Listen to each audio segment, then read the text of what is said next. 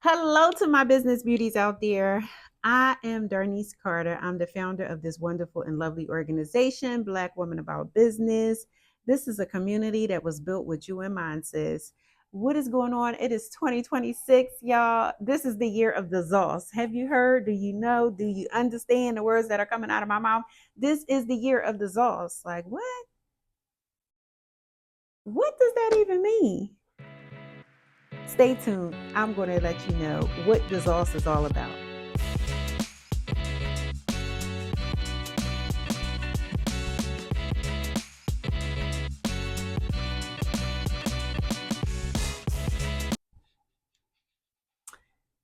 Now, ladies, as the founder of the organization Black Women About Business, you know that this community was built with you in mind. If you don't know, now you know.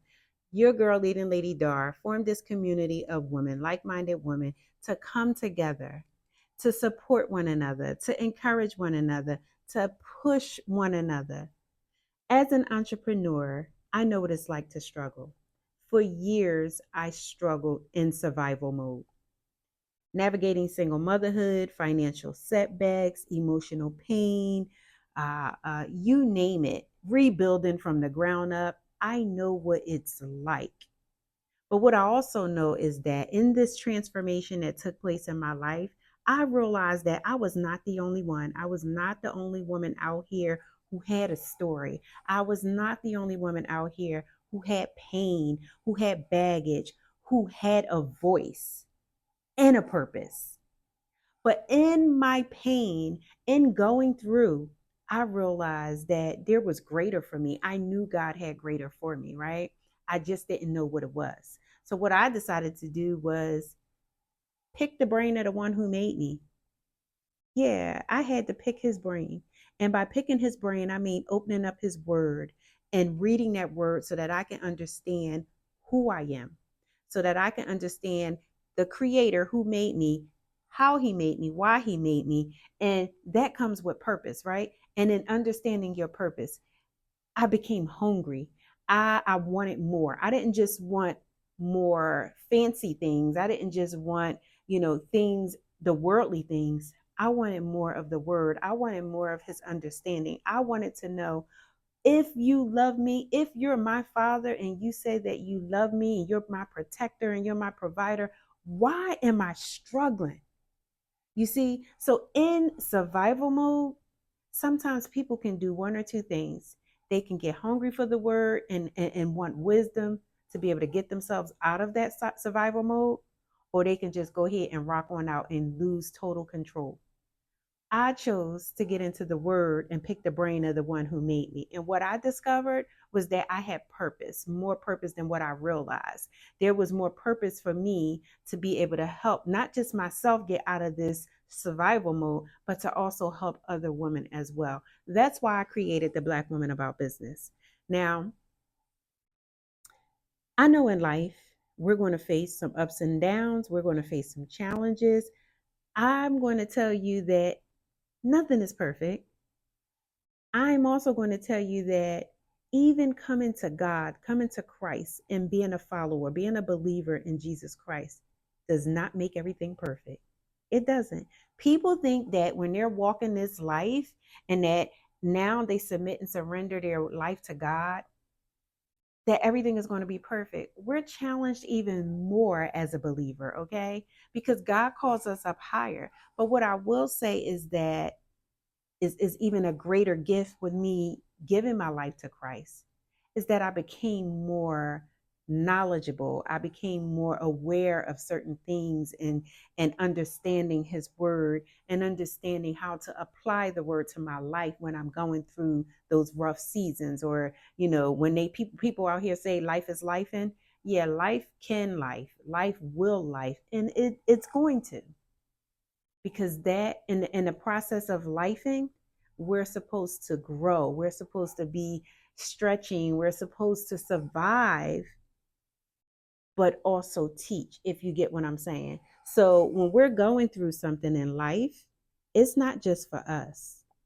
I know that's no surprise to you, right, sis? I know it's not. But what I'm saying to you is this, that when you go through something, so that you don't repeat it, recognize and know that God is up to something. And if I stay in tune to what he's telling me, and the only way I'm going to stay in tune to what he's telling me to be able to hear what he's telling me is to read the word and see what the word tells you about the circumstance that you're going through or that you're facing. Listening to him speak. When you pray, you're talking. But do you ever give him a few minutes to talk to do you ever give him a few minutes to speak so that you can hear what he's saying? What he's saying about your circumstances, what he's saying about the prayers that you're offering up to him. Do you ever give yourself that time? Well, I want to encourage you to do that. Do so. But I also want to encourage you to do this. Have a prayer meeting with God. For all of my business beauties out there, as an entrepreneur, again, doesn't mean like when you go to Christ that everything is supposed to be perfect. No, when you start a business, everything is not always going to be perfect, sis. It's not. But I realize that again, when you take your problems, your circumstances, and I'm not saying that as an entrepreneur, get your business is your problem. But what I am saying is that if you go to God with your business, when you run into those problems, he will have already either given you the solution, or he will have already warned you or shown you what may be coming down the pike, something you can be aware of, or God may have already shown you or maybe brought someone in your life that can show you that when you face this problem as an entrepreneur, this is how we move, this is how we handle it, this is what we do. You get what I'm saying? So in all of us as women, as entrepreneurs, we don't know it all. I'm talking seven-figure women, six-figure business owners. We don't know it all. Now, I'm not a six-figure business owner just yet. I want to say that I am. Yeah, I want to say that I am. It just hasn't manifested in the 3D world as of yet, right? But I'm on my way, sis. But I'm not waiting until I get to having the six figures and the seven figures to walk as if I have it. I am positioning myself now. And one of the greatest gifts, one of the greatest things that we could do for ourselves to position ourselves for that higher level is to draw closer to God, because again, he's going to direct our footsteps. He's going to put things in place, because again, he's our creator, he is our waymaker, he's our provider. He shows us, he teaches us, he's the one to make provision. He says in Habakkuk 2 and 2, write the vision and make it plain. Why else is he telling you that? He wants you to write the vision. Yes, he knows the desires of your heart, but he wants you to write the vision and he wants you to bring it to him. He wants to be included in this. So what I encourage all of my entrepreneurs out there to do is to write the vision. Have a prayer meeting, a business meeting with God, and write down things to consult God with. Also, write down, have a space so that way when God communicates back to you and tell you what to do, you be able to write it down, because a lot of us think we can keep it up here, baby.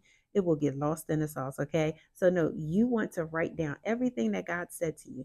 And keep in mind, as my business beauties out there, when you're listening to what I'm saying, keep in mind that everything that God gives you right now at that moment is not for you to do right now at that moment. It may come a time when, let me just say that one of my businesses that I had, every time I turned around, I felt like I was getting a download from God. Oh, do this. Oh, if it was an acronym that came to me, oh my God, put it on a t-shirt. Oh, if this was it. And I felt myself going into so many different directions. So what I'm saying to you and encouraging you to do is be intentional and have a business meeting with God. Take all of your thoughts, all of your dreams, all of the ideas, take it all to God and allow him to do the work in you so that you can be able to figure it all out. Because you don't, well, let me say this, you don't have to figure it all out alone. But if you invite him in, if you share these things with him, how else can you share the things with him? Through prayer and through business meetings with God. I say it over and over and over again. And there was a time when I was walking around and I was like, I'm the CEO of Walking Them Shoes, and I'm the CEO of Black Women About. No, I am the founder of Black Women About Business. God is the CEO. I am the COO. I don't have one of my planners in front of me, but the Black Women About Business Rise planner, it shows you and it speaks about how allowing God to be your CEO and you step down. You step down and be the COO. So I want to encourage you to do that. But as I'm sitting here and I am packing a few orders of my ZOS t-shirts, I'm packing these orders, y'all. ZOS is an anointed swag. You don't have your t-shirt? You don't have your hoodie? Listen, Zoss is an anointed swag, right? But it's more than anointed swag. It is confidence. Zoss is the brand, yes, but it's more than a brand. It's also a movement. It is your ability, your transformation, your outward, no, let me say, your inward transformation is you representing outwardly your inner transformation, if you get what I'm saying. So as opposed to walking in this cocky confidence, we're going to walk in this godly confidence, which is going to give us this anointed swag. Do you have your swag, sis? Do you have the anointed swag?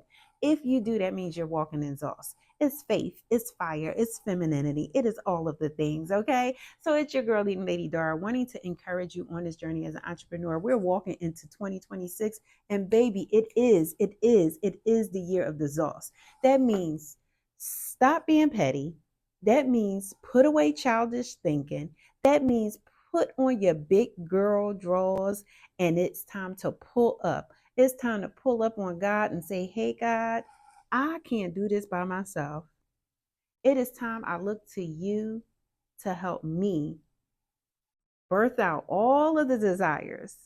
Not all, well, I'll say some of the desires that are in my heart. Because some of the desires that are in our hearts might not be God's plan for our lives. And it's for Him to either purify it, it's for Him to either take those desires away. But saying that to say, look to God and allow Him to order your business footsteps, to make your business moves. Step down from CEO from your business and become the COO and watch how God works. Now, y'all, I'm sitting here and I only have just a few orders. But guess what? The anointed swag and the godly confidence that I have is not despising small beginnings. So I want to encourage you wherever you are on this journey as an entrepreneur, whether you're an aspiring entrepreneur trying to figure it out, wanting to know is this for me, or should I just stick to what I'm doing as a hobby? If you're watching this video, I want to encourage you to step out there on faith. I want to encourage you to join the monthly membership here at the Black Woman About Business, or I want you to tune into the podcast, baby. Tune into the Build Her, Be Her Black Woman About Business podcast. And I guarantee you, you'll walk away with more confidence. You'll walk away and gaining more clarity as to what you should be doing in your business, or if you're an aspiring entrepreneur, what and how you can move and turn a hobby into an actual business. I'm your girl, Leading Lady Dara, and I hope that this video has blessed you. If so, give it a thumbs up.